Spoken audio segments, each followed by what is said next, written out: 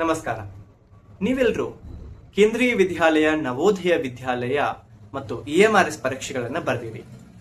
ಈ ಪರೀಕ್ಷೆಗಳ ಆದ್ಮೇಲೆ ಮುಂದೇನು ಅಂತಂದ್ರೆ ಈ ಟೀಚಿಂಗ್ ಟೆಸ್ಟ್ಗೆ ಅಥವಾ ಇಂಟರ್ವ್ಯೂಗೆ ನಾನು ಹೆಂಗ್ ರೆಡಿ ಆಗ್ಬೇಕು, ಯಾವ ರೀತಿಯಾಗಿ ರೆಡಿ ಆಗ್ಬೇಕು, ಯಾವೆಲ್ಲ ವಿಷಯಗಳನ್ನು ನನ್ನ ತಲೆಯಲ್ಲಿ ನಾನು ಇಟ್ಕೊಳ್ಬೇಕು, ಮತ್ತ ಇದಕ್ಕೆ ಸಂಬಂಧಪಟ್ಟಂತಹ ಒಂದು ಸ್ನೇಹಿತರ ಗುಂಪು ನನಗೆ ಸಿಗ್ತದನ, ನನ್ನದೇ ಆದಂತಹ ವಿಷಯದ ಸ್ನೇಹಿತರು ನನಗೆ ಸಿಗ್ಬೋದಾ, ಅಥವಾ ನನ್ನ ಜೊತೆಗೆ ಯಾರು ಬರ್ದಾರ ಎಕ್ಸಾಮ್ ಅನ್ನೋದು ನನಗೆ ಯಾರಿಗೂ ಕೂಡ ಗೊತ್ತಿಲ್ಲ. ಕರ್ನಾಟಕದೊಳಗ ಅಂತಂತ ಕಡಿಮೆ ಅಭ್ಯರ್ಥಿಗಳು ಈ ಪರೀಕ್ಷೆಯನ್ನ ಬರೀತಾರ, ಮತ್ತೆ ಟೈರ್ 2 ಅನ್ನ ಬರ್ದಾರ. ಅಂತಹ ಅಭ್ಯರ್ಥಿಗಳಿಗೆ ನೀವೇನು KVS ಅಥವಾ NVS ಮತ್ತು EMRS ಪರೀಕ್ಷೆಗಳಿಗೆ ಏನು ಇಂಟರ್ವ್ಯೂ ಹೋಗ್ತಾ ಇದ್ದೀರಿ, ಅದ್ರ ಬಗ್ಗೆ ನಾನು ಇವತ್ತಿನ ದಿನ ಹೇಳ್ತೀನಿ. EMRS ಅನ್ನುವಂತಹ ಏನು ಶಾಲೆಗೆ ನಿಮ್ಗೆ ಇಂಟರ್ವ್ಯೂ ಇರೋದಿಲ್ಲ, ಬಟ್ ಏನು ಟೈರ್ 2 ಪರೀಕ್ಷೆಯ ಒಂದು ಆಧಾರದ ಮೇಲೆ ಕೊನೆಯ ಒಂದು ಕಟ್ ಆಫ್ ಮೆರಿಟ್ ಲಿಸ್ಟ್ ಅನ್ನು ಅವರು ಬಿಡ್ತಾರೆ. ಅದ್ರ ಬಗ್ಗೆ ಏನು ಸಮಸ್ಯೆ ಬೇಡ. 1 ತಿಂಗಳಿಂದ ಹಿಡ್ಕೊಂಡು 40 ದಿನದವರೆಗೆ ಅವರು ಸಮಯದೊಳಗಡೆ ನಿಮ್ಗೆ EMRS ಟೈರ್ 2 ರಿಸಲ್ಟ್ ಅನ್ನ ಬಿಡ್ತಾರೆ. ಇದ್ರ ಬಗ್ಗೆ ನಿಮ್ಗೆ ಯಾವುದು ಕೂಡ ಸಂಶಯ ಬೇಡ. ಇಲ್ಲಿ ನೀವು ಮಾಡಬೇಕಾಗಿರುವಂತಹ ಮೊದಲ ವಿಷಯ ಏನಂತಂದ್ರ KVS NVS ಅಭ್ಯರ್ಥಿಗಳು ಸರಿಯಾಗಿ ಕಿವಿಗೊಟ್ಟು ಕೇಳಿಸ್ಕೋಬೇಕು. ನೋಡ್ರಿ, ಈಗ ನೀವು ಪರೀಕ್ಷೆಯನ್ನ ಬರ್ದಿರಿ ಟೈರ್ 2. ನೀವೇನಾದ್ರೂ ರಿಸಲ್ಟ್ಗೋಸ್ಕರ ವೇಟ್ ಮಾಡ್ತಾ ಕುಂತ್ರ ನಮ್ಮಂತಹ ಮೂರ್ಖ ದಡ್ರು ಈ ಜಗತ್ನಲ್ಲಿ ಯಾರೂ ಇಲ್ಲ. ನಮ್ಮ ರಿಸಲ್ಟ್ ನಮ್ ಕೈಯಾಗಿಲ್ಲ. ನಾವು ನಮ್ಮ ಒಂದು 100ಕ್ಕೆ 100ರಷ್ಟು ಪ್ರತಿಶತ ಪ್ರಯತ್ನವನ್ನ ಮಾಡಿ ಬಂದೀವಿ. ಆದ್ರೂ ಕೂಡ ನಮ್ಮ ಮೇಲೆ ನಮಗ ಏನಿದೆ ಆತ್ಮವಿಶ್ವಾಸ ಇಲ್ಲ. ಆದ್ರೆ ನಾನ್ ನಿಮ್ಗೆ ಏನ್ ಹೇಳ್ತೀನಿ ಅಂತಂದ್ರೆ, ನೀವು ಕ್ವಾಲಿಫೈ ಆಗ್ತೀರೋ ಅಥವಾ ಬಿಡ್ತೀರೋ ಅದು ಇನ್ನೊಂದು ವಿಷಯಕ್ಕೆ ಸಂಬಂಧಪಟ್ಟಿದ್ದು. ಬಟ್ ನಾನು ಇಂಟರ್ವ್ಯೂಗೆ ಈಗಿಂದ ನಾನು ಸ್ಟಾರ್ಟ್ ಮಾಡ್ತೀನಿ ಪ್ರಿಪ್ರೇಷನ್ ಅನ್ನುವಂತಹ ಮನಸ್ಥಿತಿಯನ್ನು ನಾವು ಬೆಳೆಸ್ಕೋಬೇಕಾಗ್ತದ. ಇಲ್ಲಿ ಇನ್ನೊಂದು ವಿಷಯ ಏನಪ್ಪಾ ಅಂತಂದ್ರೆ, ಯಾರೆಲ್ಲ ಟೈರ್ 2 ದಿಂದ ನಿಮ್ಮ ಟೈರ್ 3 ಅಂದ್ರೆ ಇಂಟರ್ವ್ಯೂಗೆ ಅಥವಾ ಟೀಚಿಂಗ್ ಸ್ಕಿಲ್ ಟೆಸ್ಟ್, ಡೆಮೋ ಟೆಸ್ಟ್ಗೆ ಏನು ಸೆಲೆಕ್ಟ್ ಆಗ್ತಿರಲ್ಲ, 1:3 ಅಂತ ಸೆಲೆಕ್ಟ್ ಆಗ್ತೀರಿ. ಸರ್, 1:3 ಏನಂತಂದ್ರೆ, ಒಂದು ಹುದ್ದೆಗೆ 3 ಅಭ್ಯರ್ಥಿಗಳನ್ನ ಅವರು ಏನ್ ಮಾಡ್ತಾರೆ, ಸೆಲೆಕ್ಟ್ ಮಾಡಿ ಮುಂದೆ ಕಳಿಸ್ತಾರೆ.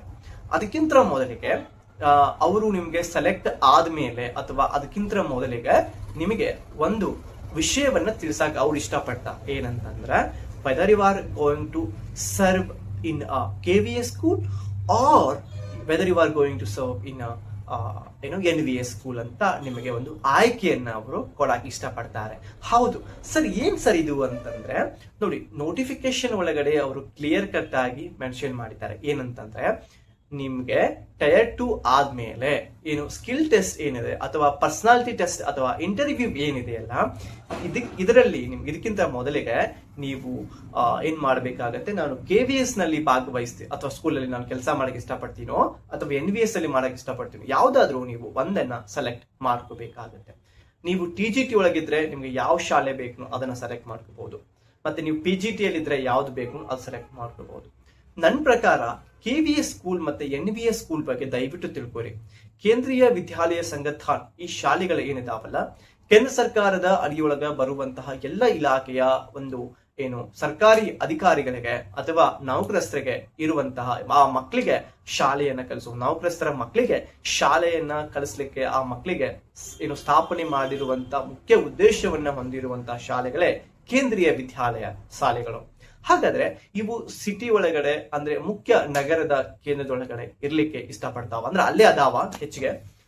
ಇಲ್ಲಿ ಏನಾಗಿರ್ತದೆ, ಬೆಳಗ್ಗೆ 10 ಗಂಟೆಯಿಂದ ಸಂಜೆ 5 ಗಂಟೆವರೆಗೆ ಶಾಲೆ ಇರ್ತದೆ ಮಾತ್ರ. ಅಂದಾಗ ಅಂದ್ರೆ ಕೆಲವೊಂದಿಷ್ಟು ನಗರದೊಳಗಡೆ ಸಮಯ ಬದಲಾವಣೆ ಆಗ್ಬೋದು 8:30ರಿಂದ. ಬಟ್ ಇದು ಏನಾಗಿರ್ತದೆ, ನಾನ್ ರೆಸಿಡೆನ್ಷಿಯಲ್ ಸ್ಕೂಲ್ ಆಗಿರ್ತದ. ಸೊ ಹೀಗಾಗಿ ಈ ಶಾಲೆಗಳು ಏನ್ ಅದಾವಲ್ಲ, ಈ ಶಾಲೆಗಳಲ್ಲಿ ಟೀಚರ್ಸ್ಗಳು ಹೊರಗಡೆಯಿಂದ ಇದ್ದುಕೊಂಡು ಅಲ್ಲಿ ಬಂದು ಪಾಠವನ್ನ ಕಲಿಸಬಹುದು. ಆದರೆ ಶಿಕ್ಷಕ ಮಾರ್ನಿಂಗ್ 8 ಗಂಟೆಯಿಂದ ಅಥವಾ 8:30ರಿಂದ ಆಗಿರ್ಬೋದು ಅಥವಾ 10 ಗಂಟೆಯಿಂದ ಸಂಜೆ 4 ಗಂಟೆವರೆಗೆ ಅಥವಾ 4:30, 5 ಗಂಟೆವರೆಗೆ ಮಾತ್ರ ಒಂದು ಕೆಲಸ ಮಾಡಿ ಅಥವಾ ಆ ಒಂದು ತನ್ನ ಒಂದು ಸೇವೆ ಮಾಡಿ ಮತ್ತೆ ಮರಳಿ ತನ್ನ ಒಂದು ಮನೆಗೆ ಹೋಗ್ಬೋದು ಬೇರೆ ಕಡೆ. ಆದರೆ ಇವು NVS ಶಾಲೆಗಳೇನಿದಾವಲ್ಲ, ನವೋದಯ ಶಾಲೆಗಳೇನಿದಾವಲ್ಲ, ಇವು 6ನೇ ತರಗತಿಯಿಂದ 12ನೇ ತರಗತಿಯವರೆಗೆ ಇಲ್ಲಿ ನಾವು ಶಾಲೆಗಳ ಅಂದ್ರೆ ಅಲ್ಲಿಯ ಮಕ್ಕಳು ಅಲ್ಲಿವರೆಗೆ ಕಲಿತಾರ ಒಂದೇ ಒಂದು ಕ್ಯಾಂಪಸ್ ಒಳಗಡೆ. ಅಲ್ಲಿ ನಿಮ್ಮ ಒಂದು ಕ್ಯಾಂಪಸ್ ಒಳಗಡೆ, ಇದು ರೆಸಿಡೆನ್ಷಿಯಲ್ ಶಾಲೆ ಆಗಿರೋದ್ರಿಂದ ನೀವು ಕಡ್ಡಾಯವಾಗಿ ಆ ಒಂದು ಶಾಲೆಯ ವಿದಿನ ಕ್ಯಾಂಪಸ್ ಒಳಗಡೆ ನೀವು ಅಲ್ಲಿ ನೆಲೆಸಬೇಕಾಗ್ತದ. ಅಲ್ಲಿ ನಿಮಗೆ ಮತ್ತು ನಿಮ್ಮ ಒಂದು ಕುಟುಂಬಕ್ಕ ಪ್ರತ್ಯೇಕವಾದಂತಹ ಒಂದು ಮನೆ ಅಥವಾ ಸಣ್ಣ ಗೃಹವನ್ನ ಅವರು ಕೊಡ್ಲಿಕ್ಕೆ ಇಷ್ಟಪಡ್ತಾರೆ. ಸೊ ಹೀಗಾಗಿ ನೀವು ಅಲ್ಲೇ ಇರಬೇಕಾಗತ್ತೆ. ಮತ್ತು ಅದ್ರ ಜೊತೆಗೆ ಈ ಒಂದು NVS ಶಾಲೆಗಳು ಏನದಾವಲ್ಲ, ನೀವು ಅಲ್ಲೇ ಪಾಠ ಮಾಡಿ ಮತ್ತೆ ಸಂಜೆಯ ಒಂದು ಸಮಯದೊಳಗಡೆ, ಪ್ರತಿದಿನ ಅಲ್ಲ, ನಿರ್ದಿಷ್ಟ ಒಂದು ವಾರದ ನಿರ್ದಿಷ್ಟ ದಿನದ ಒಳಗಡೆ ನೀವು ಮಕ್ಕಳಿಗೆ ಸಂಜೆ ದಿನ ಅವ್ರ ಜೊತೆಗೆ ಕೂತ್ಕೊಂಡು ಅವರನ್ನ ಓದಿಸಬೇಕಾಗಿರುವಂತಹ ಕೆಲವೊಂದಿಷ್ಟು ಮತ್ತೆ ನಿಮಗೆ ಏನಿರ್ತಾವ ಕೆಲಸಗಳು ಇರ್ತಾವ. ಸೊ ಹೀಗಾಗಿ NVS ಶಾಲೆಗಳು ರೆಸಿಡೆನ್ಷಿಯಲ್ ಶಾಲೆಗಳು ಆಗಿರೋದ್ರಿಂದ ಸ್ವಲ್ಪ ಕೆಲಸ ಹೆಚ್ಚಿಗೆ ಇರ್ತದೆ ಮತ್ತು ಜವಾಬ್ದಾರಿ ಕೂಡ ಅಷ್ಟೇ ಇರ್ತದೆ. ಆದರೆ ಉತ್ಕೃಷ್ಟ ಮಟ್ಟದ ಮತ್ತು ಪ್ರಥಮ ದರ್ಜೆ ಮಟ್ಟದ ಶಿಕ್ಷಣ ಸಿಗುವುದು KVS ಮತ್ತು NVS ಎರಡೂ ಶಾಲೆ ಒಳಗಡೆ. ಕೊನೆಗೆ ನಿಮ್ಗೆ ಇಷ್ಟವಾದಂತಹ ಶಾಲೆಯನ್ನ ನೀವು ಆಯ್ಕೆ ಮಾಡ್ಕೋಬೇಕು ವಿನಃ ಮತ್ತೊಬ್ಬರ ಒಂದು ಅಭಿಪ್ರಾಯಕ್ಕೆ, ಮತ್ತೊಬ್ಬರ ಒಂದು ಅನಿಸಿಕೆಗೆ ಕಟು ಬಿದ್ದು ನೀವು ಆಯ್ಕೆ ಮಾಡ್ಕೊಳ್ಬೇಡಿ. ಅವರ ಮಾತನ್ನ ಕೇಳಿಸಿಕೊಳ್ಳಿ, 100 ಮಾತನ್ನ ನೀವು ತೆಗೆದುಕೊಳ್ಳಿ, ಕೊನೆಗೆ ಒಂದು ಗಟ್ಟಿ ನಿರ್ಧಾರವನ್ನ ನಿಮಗೆ ನೀವು ಮಾಡ್ಕೊಳ್ಳಿ. ನಿಮಗೆ ಇದರ ಬಗ್ಗೆ ಇನ್ನೂ ಕೂಡ ಸಮಸ್ಯೆ ಇದೆ ಅಂತಂದ್ರೆ ಈ ಕೆಳಗಿನ ಡಿಸ್ಕ್ರಿಪ್ಷನ್ ಬಾಕ್ಸ್ ಒಳಗಡೆ ಕಾಣುವಂತಹ ನನ್ನ ಒಂದು ಸಂಖ್ಯೆಗೆ ನೀವು ದೂರವಾಣಿ ಕರೆ ಮಾಡೋದ್ರ ಮುಖಾಂತರ ನೀವು ನನ್ನ ಅಭಿಪ್ರಾಯವನ್ನ ಅಥವಾ ನಮ್ಮ ಜೊತೆ ಮಾತಾಡೋದ್ರ ಮುಖಾಂತರ ನಿಮ್ಮ ನಿರ್ಧಾರವನ್ನ ಇನ್ನೂ ಗಟ್ಟಿ ಮಾಡ್ಕೋಬಹುದು ಸ್ನೇಹಿತರೆ. ಈಗ ಇಂಟರ್ವ್ಯೂ ಪ್ರಿಪರೇಷನ್ಗೆ ಬರೋದಾದ್ರೆ, of course interview is like a personality test. ಅಲ್ಲಿ ನಿಮ್ಗೆ 3 ವಿಷಯದ ಮೇಲೆ ಹೆಚ್ಚಿಗೆ ಅವರು ಏನ್ ಮಾಡ್ತಾರೆ, ಹೆಚ್ಚಿಗೆ ಗುರಿ ಇಡ್ತಾರೆ.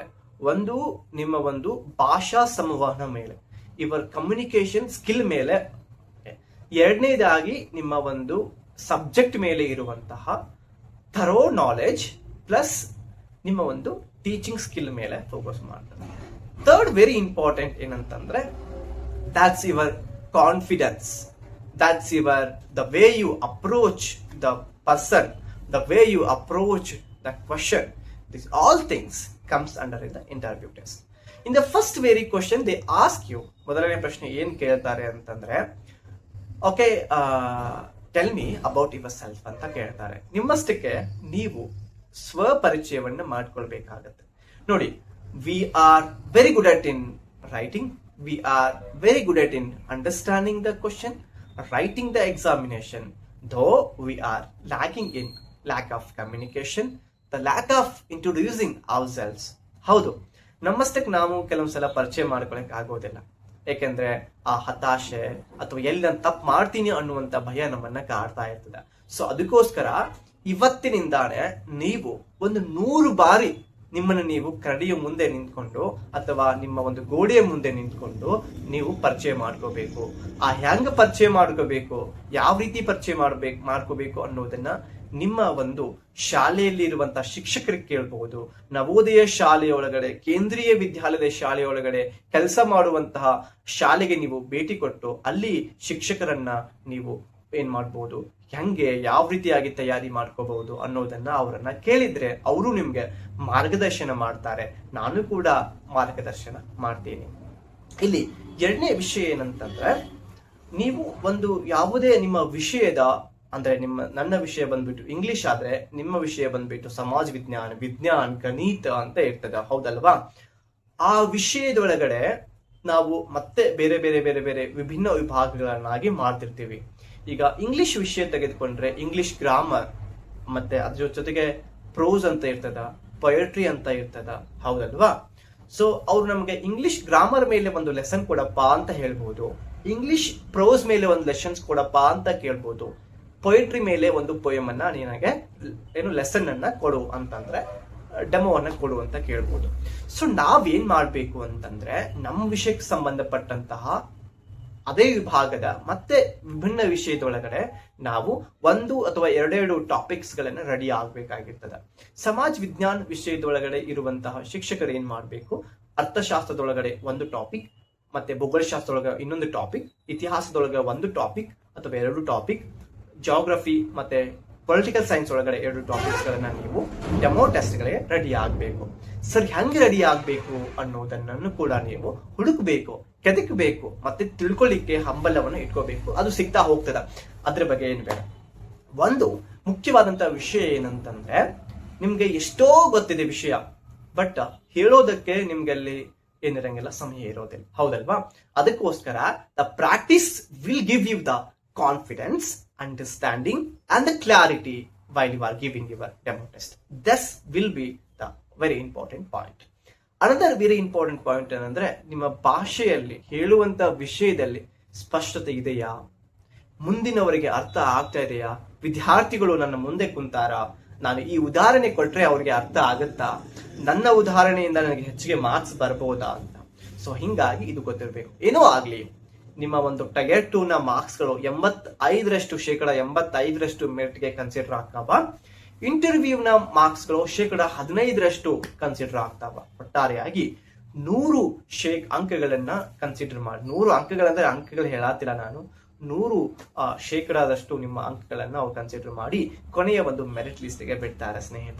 ಸ್ನೇಹಿತರೆ ನಿಮ್ಗೆ ನಾನು ಹೇಳ್ದಂಗೆನೆ ನಿಮ್ಗೆ ವಿಶೇಷವಾದಂತಹ ಮಾರ್ಗದರ್ಶನ ಮಾಡೋದು ನನ್ನ ಒಂದು ಕರ್ತವ್ಯ ಕೂಡ, ಅದೇ ರೀತಿಯಾಗಿ ವಿಶೇಷ ತಯಾರಿ ಮಾಡೋದು ನಿಮ್ಮ ಒಂದು ಕರ್ತವ್ಯ. ಸೊ ಹೀಗಾಗಿ ನಿಮ್ಗೇನಾದ್ರೂ ಆಸಕ್ತಿ ಇದ್ರ ನನ್ನದೇ ಆದಂತಹ ವಾಟ್ಸಪ್ ಗ್ರೂಪಿನಲ್ಲಿ ನೀವು ಜಾಯಿನ್ ಆಗ್ಬೋದು. ಅದ್ರ ಮುಖಾಂತರ ನಿಮಗೆ ನಾನು ಮಾರ್ಗದರ್ಶನ ಮಾಡ್ತೀನಿ, ಮತ್ತೆ ಜೊತೆಗೆ ಎಷ್ಟು ಸಾಧ್ಯ ಆಗುತ್ತೋ ನನ್ನಲ್ಲಿರುವಂತಹ ಕೆಲವೊಂದಿಷ್ಟು ವಿಚಾರಗಳನ್ನ ನಿಮ್ಮ ಜೊತೆ ನಾನು ವಿನಿಮಯ ಮಾಡಿಕೊಳ್ಳೋದ್ರ ಮುಖಾಂತರ ನೀವು ಕೂಡ ಸದೃಢರಾಗ್ತೀರಿ, ನಾನು ಕೂಡ ಖುಷಿ ಪಡ್ತೀನಿ, ಜೊತೆಗೆ ನೀವು ಬೆಳೀರಿ, ನಾನು ಬೆಳಿತೀನಿ ಅನ್ನೋದು ನನ್ನ ಒಂದು ಅನಿಸಿಕೆ ಮತ್ತು ಅಭಿಪ್ರಾಯ.